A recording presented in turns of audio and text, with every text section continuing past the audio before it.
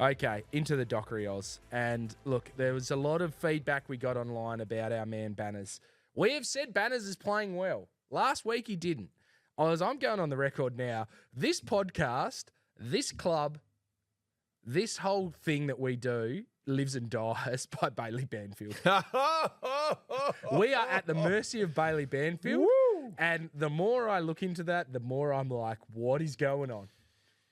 What is happening? Because last week he kicked 0 goals for. He has 2 opportunities for us to get back in the game. He misses. Yep. He misses an easy opportunity at the start of the game to get us going. The week before he misses 2 crucial goals. Doesn't even register a score. Yeah. So, and this week he kicks 3 goals, 1. He has 22 disposals. He's outstanding. We win the game. He kicks the sealer. He kicks the great one in the last quarter before that. Are we at the perils of Bailey Banfield and how well he plays? Is he the barometer of our club? Is he the barometer of this podcast? Is he the barometer of how we go about our daily lives? Because if he is, mate... How long do I have to answer this? 30 seconds? You've got as much time as you want. Well, we'll go to 2 parts here. Part 1, Bailey Banfield on the pod is certainly a barometer for how the pod goes because of the divide that exists amongst listeners of the pod or viewers, however you're actually looking at this thing. Make sure you do watch this on YouTube.com. Yes. But part 2 to that, Duck. Yeah. Part 2 of this, in reality, no. But what makes it seem so is because everything is magnified.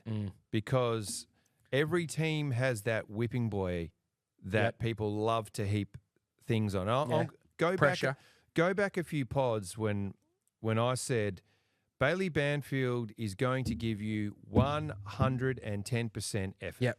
There is if not absolutely 120%. There's no other way that he plays other than balls out. End of story.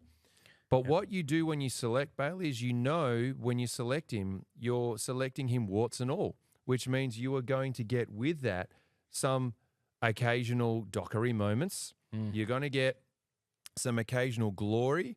You're going to get the whole gamut of things. And ironically, it's how we see Bailey in that context is what he is as a player, because he's a utility, because he's a bit of this and he's a bit of that and he's a bit of everything.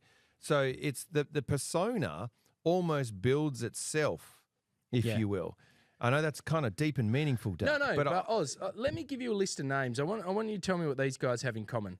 Tom Hawkins, Toby Green, Todd Marshall, Bobby Hill, Norm Smith medalist, Chad Warner, the Chad, Jamara Uguhagan, former #1 pick, and Jacob Van Ruin, our guy that we were desperate to get, and obviously we didn't. What do they all have in common, mate?